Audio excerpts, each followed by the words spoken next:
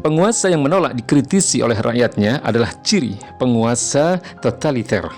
Lebih mengherankan lagi, jika ada wakil rakyat yang tidak mengkritik penguasa, atau malah marah dan menolak kritik dari rakyatnya. Padahal mereka adalah wakil rakyat dan digaji oleh rakyat untuk membela kepentingan rakyat. Lebih tepat bila hari ini aparat keamanan mengawasi dan menindak setiap kebijakan pemerintah yang sudah banyak merugikan negara dan rakyat, seperti sengketa lahan di kawasan Rempang, meninggalnya ratusan warga dalam tragedi Kanjuruhan, penyelundupan jutaan ton nikel ke luar negeri, pengesahan Undang-Undang Cipta Kerja, IKN, mangkrak dan tekornya banyak proyek yang dibangun pemerintah, seperti kereta cepat Jakarta-Bandung dan sebagainya. Bukan malah memata-matai dan menindak rakyat yang melakukan koreksi pada penguasa. Itu ibarat pepatah, buruk muka cermin dibelah.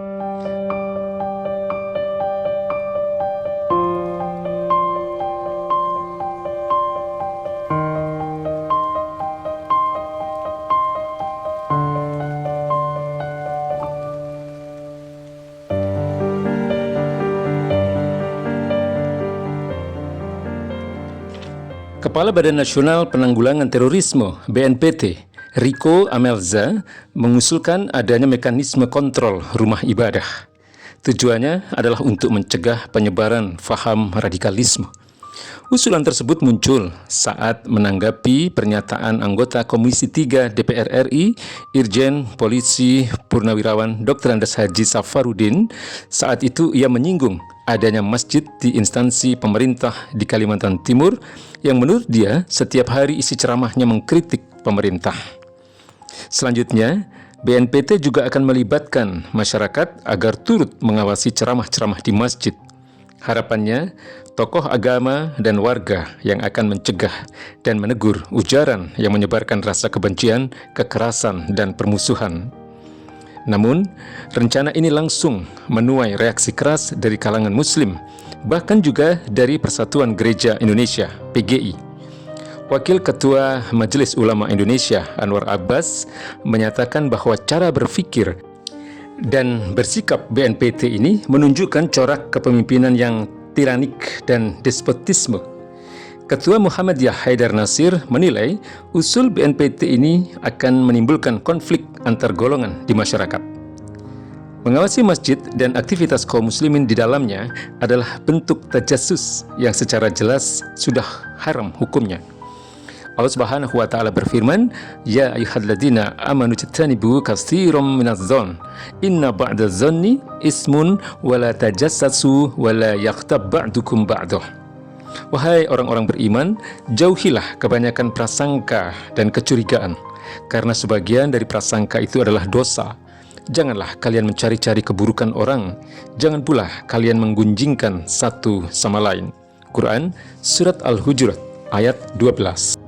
Maknanya, kata Imam Ibnu Jarir At-Tabari rahimahullah, beliau mengatakan, janganlah sebagian dari kalian mencari-cari keburukan orang lain.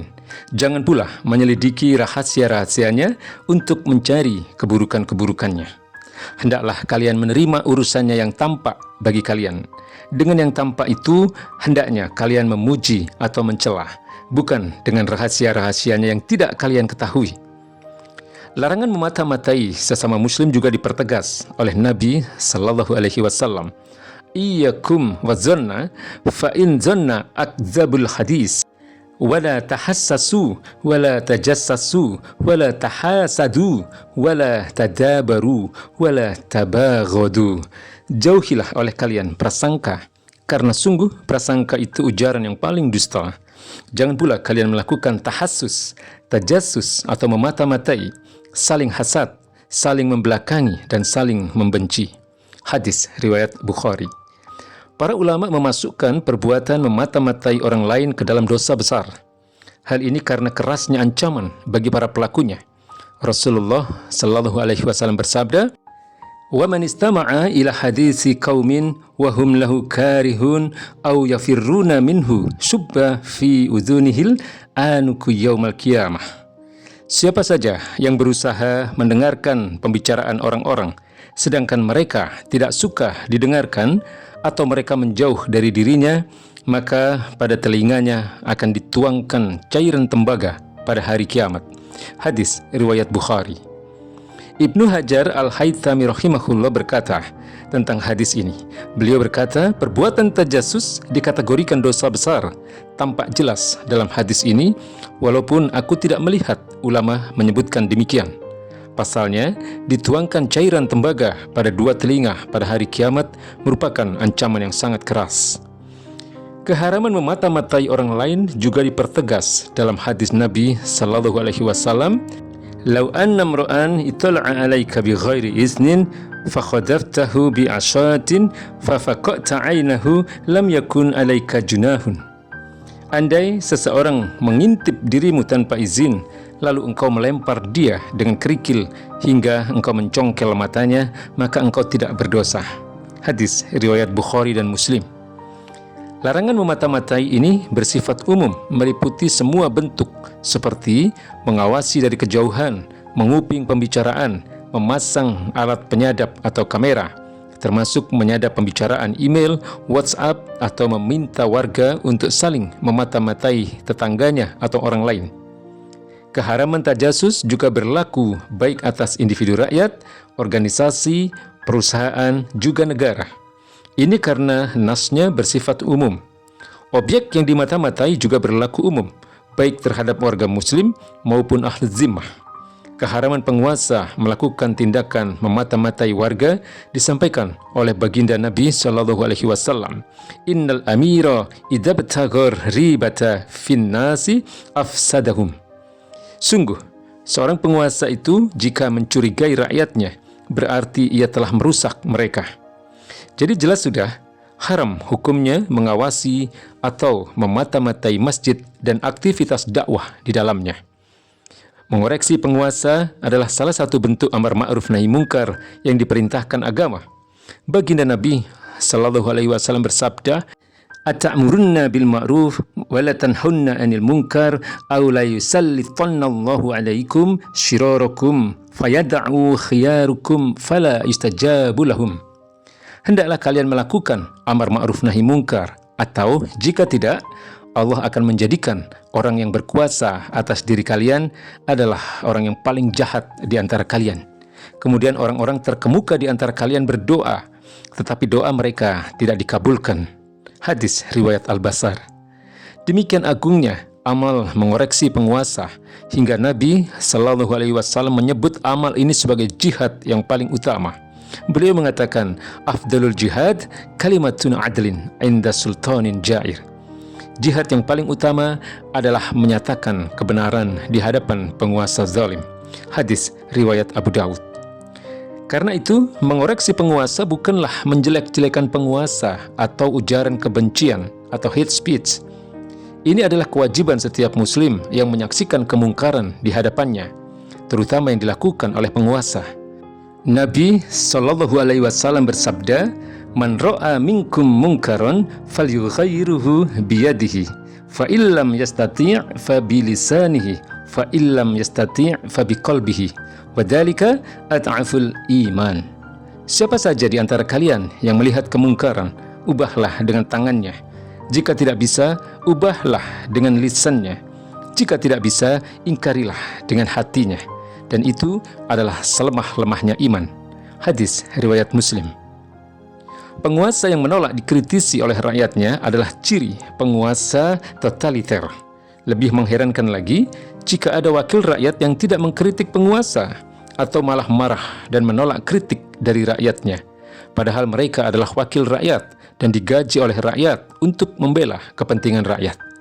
Lebih tepat bila hari ini aparat keamanan mengawasi dan menindak setiap kebijakan pemerintah yang sudah banyak merugikan negara dan rakyat, seperti sengketa lahan di kawasan Rempang, meninggalnya ratusan warga dalam tragedi Kanjuruhan, penyelundupan jutaan ton nikel ke luar negeri, pengesahan Undang-Undang Cipta Kerja, IKN, mangkrak dan tekornya banyak proyek yang dibangun pemerintah, seperti kereta cepat Jakarta-Bandung dan sebagainya. Bukan malah memata-matai dan menindak rakyat yang melakukan koreksi pada penguasa. Itu ibarat pepatah, buruk muka cermin dibelah. Padahal mencurigai, apalagi menghalangi amar ma'ruf nahi mungkar adalah tindakan kemungkaran.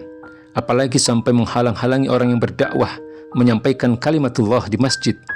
Allah Subhanahu wa taala berfirman, "Ala la'natullahi 'alaz zalimin alladzina yasudduna 'an sabilillah wa yabghunaha 'iwajan wa hum bil akhirati hum kafirun." Ingatlah, laknat Allah ditimpakan atas orang-orang zalim, yaitu orang-orang yang menghalangi manusia dari jalan Allah dan menghendaki supaya jalan itu bengkok. Mereka itulah orang-orang yang mengingkari adanya hari kiamat. Quran Surat Hud ayat 18 dan 19. Pengawasan masjid dengan dalih pencegahan radikalisme adalah bentuk Islamofobia. Takut dan benci pada ajaran agama seperti mencurigai aktivitas dakwah di masjid. Sebagaimana takut dan benci pada penerapan syariat Islam yang sebenarnya itu adalah kewajiban kaum muslimin. Label radikalisme sendiri produk dari Barat untuk menyudutkan dan menyerang Islam. Barat menggunakan istilah radikalisme pada kelompok-kelompok Islam yang menolak tunduk pada kepentingan mereka dan menolak ajaran sekularisme liberalisme yang mereka propagandakan. Kepentingan Barat itu adalah melestarikan imperialisme gaya baru mereka berupa penjajahan ekonomi, politik, sosial, budaya, juga militer. Lalu Barat memuji-muji kelompok Islam yang akomodatif terhadap kepentingan mereka dan menerima ajaran-ajaran mereka dengan nama Islam moderat. Padahal nilai-nilai sekularisme dan liberalisme yang dibungkus dengan demokrasi sudah terbukti mengandung mafsadat, seperti mengesahkan LGBT, melegalkan minuman keras, perzinahan dan pelacuran, muamalah ribawi. Bahkan sekarang muncul wacana dari pemerintah untuk memungut pajak dari judi online. Belum lagi penjarahan sumber daya alam dengan mengatasnamakan investasi yang hanya memberikan keuntungan pada para pengusaha asing dan asing.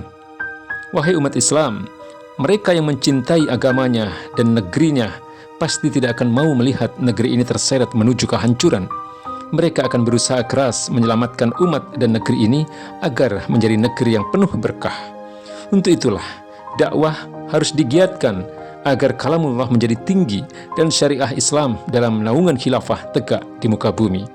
La yazalu min ummati ummatun qa'imatun bi amrillah. La yadurruhum man khadalahum wala man khalafahum hatta ya'tiyahum amrullah wa hum ala dzalika. Selalu ada dari umatku senantiasa yang menegakkan perintah Allah. Tidak dapat mencelakai mereka orang yang menghina mereka dan menyelisihi mereka hingga datang pertolongan Allah kepada mereka, sedangkan mereka tetap dalam kondisi demikian. Hadis riwayat Bukhari. Wallahu a'lam bishawab.